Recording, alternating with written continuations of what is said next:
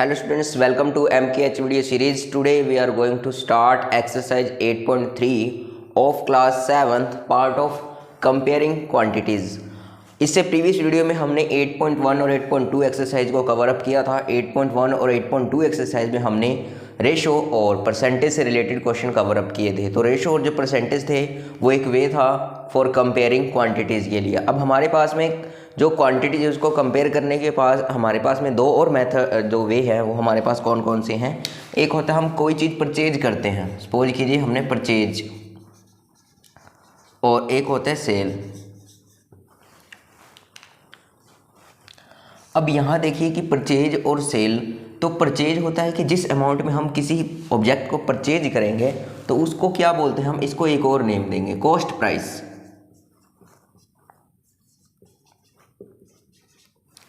जिस प्राइस पर हमने किसी ऑब्जेक्ट को परचेज किया है या बॉट किया है उसको हम क्या नेम देंगे, कॉस्ट प्राइस। और इसको जो सिंबल होगा जो रिप्रेजेंट करेंगे उसको CP करेंगे, ओके। और जिस ऑब्जेक्ट को या कोई भी हमारे पास ऑब्जेक्ट है उसको हम जिस प्राइस में उसको क्या करेंगे, हम सोल्ड करेंगे, तो हम उसको बोलेंगे सेलिंग प्राइस।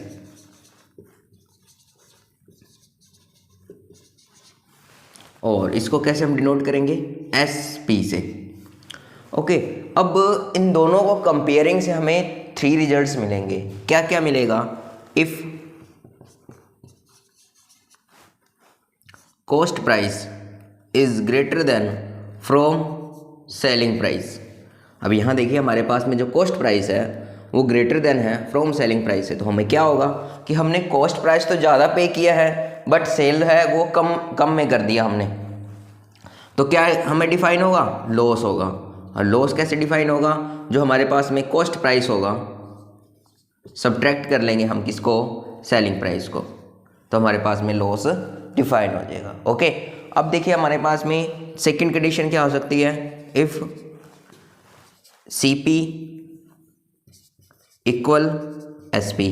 तो इसका मीनिंग है हमारे पास ना तो प्रॉफिट है ना ही लॉस हुआ है, क्योंकि हमारे पास में जिस प्राइस में हमने परचेज किया है उसी प्राइस में हमने सेल भी कर दिया, ओके। नाउ थर्ड हमारे पास क्या होगा, if CP is less than from SP। तो हमें क्या होगा यहाँ पर, प्रॉफिट। इसका मीनिंग है जो हमने परचेज किया है, जिस प्राइस में परचेज किया है उससे ज़्यादा अमाउंट में हमने उसको क्या किया है, सेल किया है, तो यहाँ हमें क्या होगा, प्रॉफिट। और जो प्रॉफिट की वैल्यू आएगी वो कैसे आएगी, SP माइनस में CP, ओके। तो ये तो हमारा जो है परचेज से रिलेटेड कॉस्ट प्राइस और सेल से रिलेटेड सेलिंग प्राइस, जिसको हम CP और SP से डिनोट करेंगे और इनकी क्या निकालेंगे, परसेंटेज निकालेंगे, किससे, जो हमारे पास में परचेज प्राइस है उससे, ओके। अब देखिए हमारे पास में एक और नेक्स्ट इसके अंदर क्या यूज होगा, इंटरेस्ट।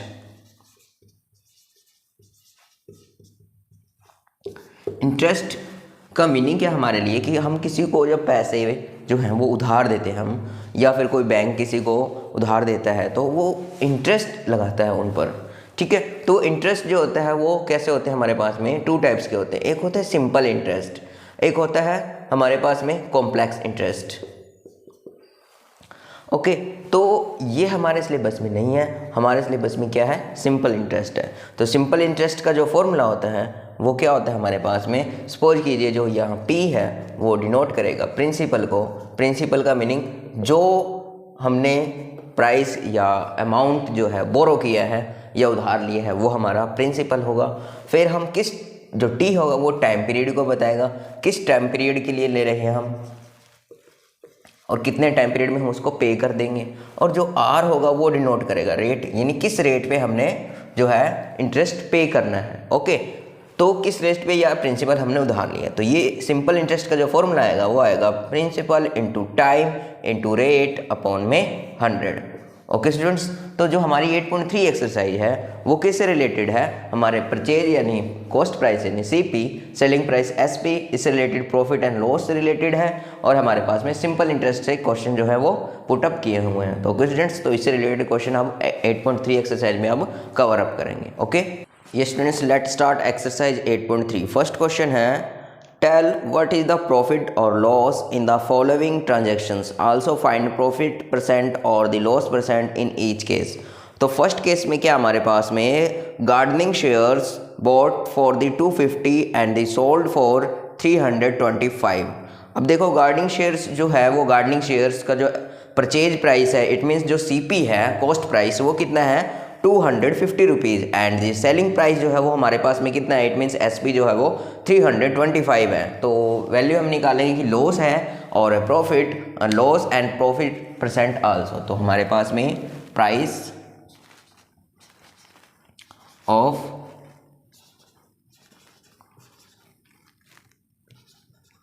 गार्डनिंग शेयर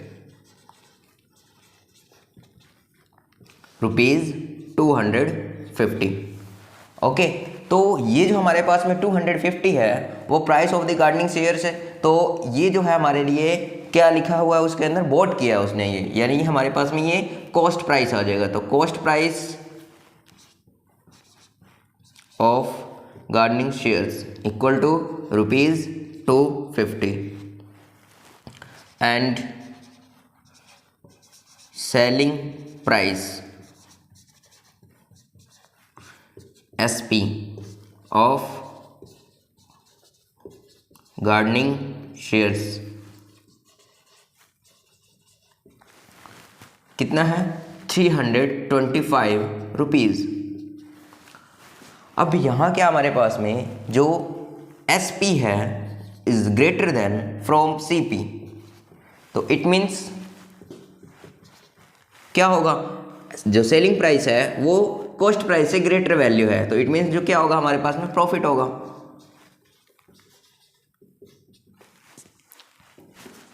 तो profit is equal SP minus CP. SP की वैल्यू कितनी है 325 माइनस में 250. Now subtract 5 minus 0 5, 2 minus 5 7 and 1 carry चला गया तो यहाँ आ जाएगा 75 रुपीज़. तो ये तो आ गया हमारे पास में profit. Now profit percentage, profit percentage is equal to हम क्या लिखेंगे, प्रॉफिट अपॉन में CP multiply with 100%. Now value put करेंगे तो प्रॉफिट कितना है 75 अपॉन में CP क्या हमारे पास में 250 मल्टीप्लाई विद 100%. 0 से 0 कैंसिल. नाउ 25 3 जाओ क्या आ जाएगा 75. नाउ आंसर मल्टीप्लाई करके तो 30% is the profit percentage. Okay, तो यहाँ देखिए हमारे पास में फर्स्ट का A पार्ट था जिसमें हमारे पास में जो कॉस्ट प्राइस था is less than from the selling price. It means हमें क्या होगा, गेन होगा यानी प्रॉफिट होगा.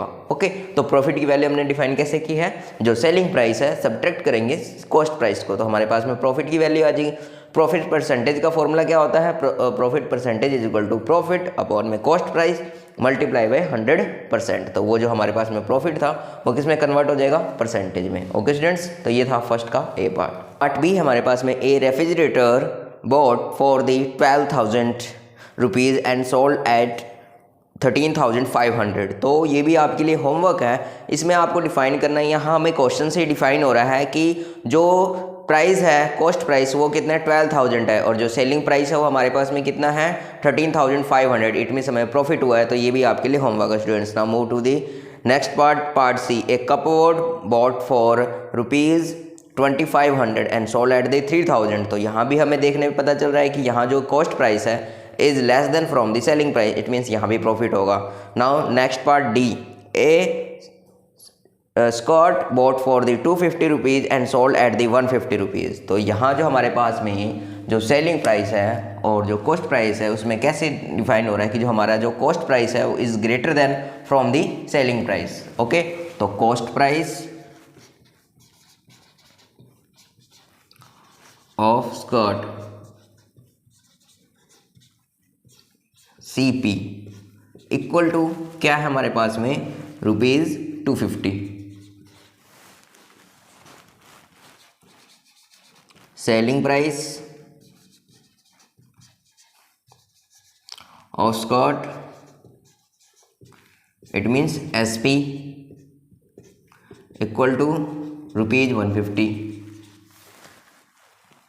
तो कॉस्ट प्राइस हमारे पास 250 है, सेलिंग प्राइस 150 है। तो ये में क्या डिफाइन हो रहा है कि जो SP है या जो CP है, यहाँ देखिए CP is greater than from SP। तो अगर सेलिंग प्राइस से CP ग्रेटर वैल्यू है, इट मीन्स क्या होगा यहाँ पर लॉस।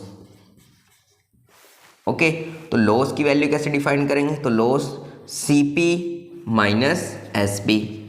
तो लॉस इज इक्वल क्या डिफाइन होगा हमारे पास में? CP की वैल्यू 250 माइनस 150, सब्ट्रैक्ट करेंगे तो 100 रुपीज़ जो है वो लॉस आ जाएगा। तो लॉस हमारे पास में आ गया 100 रुपीज़। नाउ लॉस परसेंटेज, तो loss percent is equal to loss divide by CP multiply by 100%। Now loss कितना है? 100 रुपीज़ का। CP हमारा कितना है? 250 मल्टीप्लाई विद 100। ठीक है, 10 से 10 कैंसिल और 25 और जा क्या आ जाएगा? 100। नाउ 4 × 10 40%, ये हमारा लॉस आ गया। तो लॉस परसेंटेज कितना डिफाइन हुआ है स्टूडेंट्स? तो 40% जो है वो लॉस हुआ है। ओके स्टूडेंट्स, तो ये था आपका फर्स्ट का पार्ट डी का आंसर, पार्ट डी। ओके, ये डी पार्ट का सॉल्यूशन था और जो बी और सी है वो आपके लिए होमवर्क है। Move to the next question, question number 2। Question number 2 में हमारे पास में ये रेशो गिवन है, उन रेशो को कन्वर्ट करना है हमें परसेंटेज में। जो इनके पार्ट्स हैं, 3 है एक पार्ट, एक 1 है, इसको हमें कन्वर्ट करना परसेंटेज में। या हमारे पास में 3 रेशोज गिवन है, 2, 3, 5, इन सभी के जितने भी पार्ट्स हैं उनको हम कन्वर्ट करेंगे, इसमें परसेंटेज की फॉर्म में कन्वर्ट करने वाले हैं। तो हमारे पास जो फर्स्ट है वो देखिए 3:1, तो टोटल पार्ट्स कितने हो जाएंगे? तो total parts is equal to 3 + 1 is equal 4 आ जाएगा। अब नाउ फ्रैक्शनल पार्ट्स क्या बनेंगे? फ्रैक्शनल पार्ट, तो फ्रैक्शनल पार्ट आ जाएगा 3/4। नाउ और सेकंड जो होगा हमारे पास में 1/4 होगा। इट मीन्स जो वो 3 है आउट ऑफ 4 और 1 इज आउट ऑफ 4। हमारे पास फ्रैक्शनल पार्ट अब आ चुके हैं 3/4 और 1/4। अब इसको कन्वर्ट करेंगे हम परसेंटेज। तो फ्रैक्शनल पार्ट्स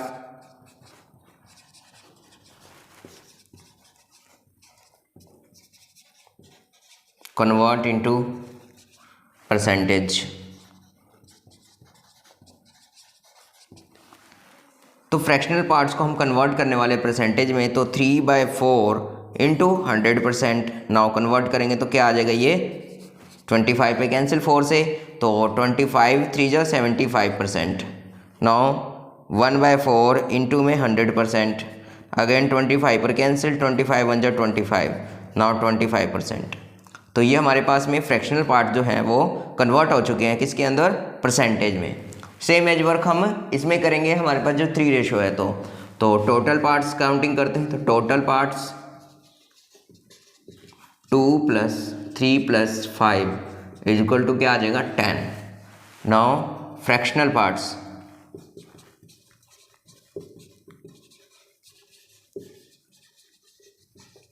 तो फ्रैक्शनल पार्ट्स क्या बनेंगे हमारे पास में? तो 2 out of 10, 3 out of 10 and 5 out of 10। Now जो ये फ्रैक्शनल पार्ट्स हैं उनको हम कन्वर्ट करेंगे परसेंटेज में। तो fractional parts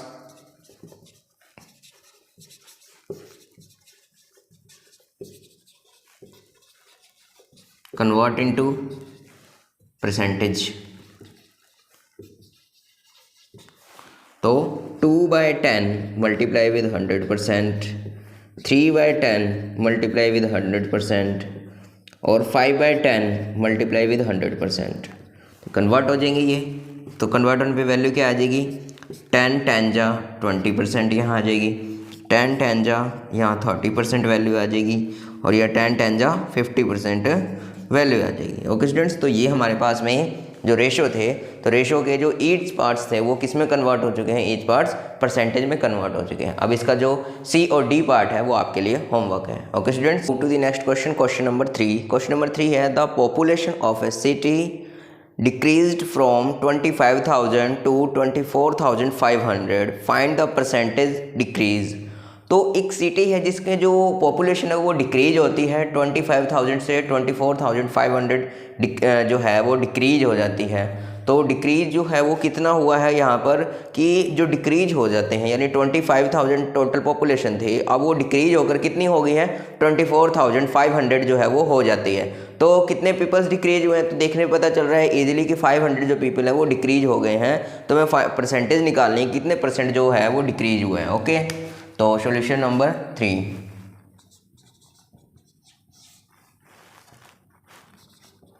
a city population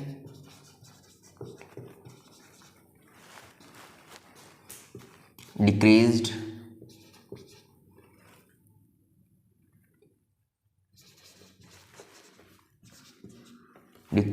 from 25,000 to 24,500, तो population decreased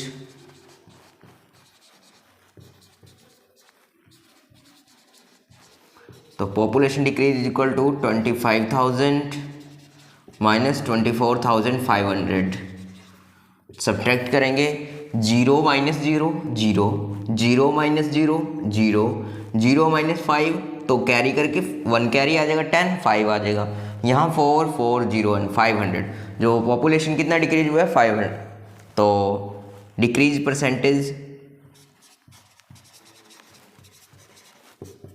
is equal to decreased population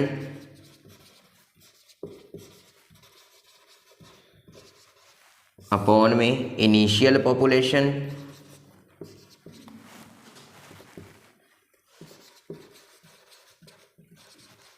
multiply with 100%।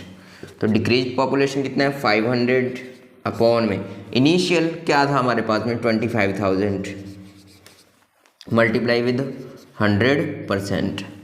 20 से 20 कैंसिल, नाउ 10 से 10 कैंसिल, और ये जो कैंसिल होगा 5 1 जा 5 एंड 5 5 जा, और 5 2 जा 10, तो नाउ परसेंटेज कितना हुआ है 2% जो है वो डिक्रीज हुए हैं। ओके स्टूडेंट्स, तो ये वैल्यू हमने कैसे डिफाइन की है, तो यहाँ पर एक सिटी में जो पॉपुलेशन है वो डिक्रीज हुआ है 25,000 से 24,500, इट मीन्स 500 जो पीपल हैं वो डिक्रीज हुए हैं। तो डिक्रीज परसेंटेज के निकालने के लिए फॉर्मूला क्या है, तो सेम हमारे पास में जो डिक्रीज वैल्यू लिखी है आप अपॉन में इनिशियल वैल्यू, जैसे लाइकेज हमने क्या निकाला था प्रॉफिट एंड लॉस में क्या करते थे, जो प्रॉफिट और लॉस की वैल्यू आती थी वो अबाउट टर्म में आती थी, अपॉन में ऑलवेज कॉस्ट प्राइस आता था। कॉस्ट प्राइस इसमें जो हमारे ने परचेज किया है वो वाली प्राइस आती थी।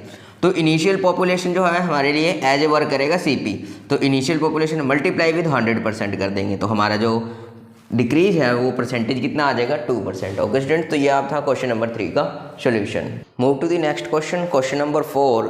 क्वेश्चन नंबर जो 4 है सेम एज वर्क करना है क्वेश्चन नंबर 3 के जैसा ये क्वेश्चन है। इसमें क्वेश्चन में क्या कह रहा है कि एक जो कार का प्राइस है वो 3,50,000 है, और नेक्स्ट ईयर उसका जो प्राइस है वो इंक्रीज हो जाता है 3,70,000 तक। तो increase in price of the car from 3,50,000 to 3,70,000 rupees. तो जो इंक्रीज प्राइस होगा हम निकालेंगे, तो अमाउंट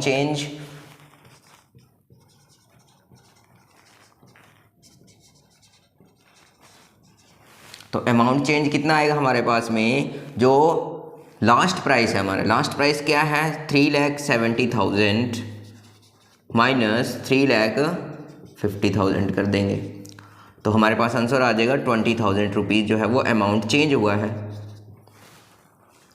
और चेंज अमाउंट का परसेंटेज निकालेंगे हम, तो percentage of change amount equal to, तो चेंज अमाउंट अपॉन में इनिशियल अमाउंट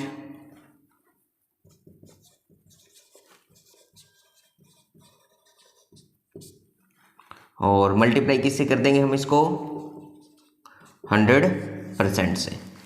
ओके स्टूडेंट्स, तो ये आपके लिए होमवर्क है। आप चेंज अमाउंट लिखेंगे 20,000 अपॉन में इनिशियल अमाउंट में क्या पुट करेंगे 3,50,000 मल्टीप्लाई विद 100% करके जो है percentage of the change amount define करेंगे। Okay, now move to the next question number 5।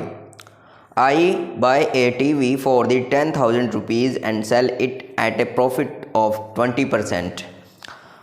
How much money do I get for it.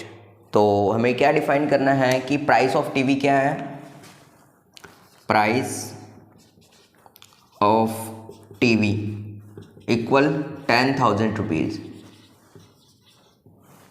Profit कितना हुआ है, तो प्रॉफिट इज इक्वल टू 20% जो है इस प्राइस पर, यानी ये जो टीवी का जो प्राइस है वो 10,000 है, उस पर 20% जो है वो हमें प्रॉफिट डिफाइन करना है और उस प्राइस में हमें सेल करना है। ओके, तो प्रॉफिट 20% है, तो प्रॉफिट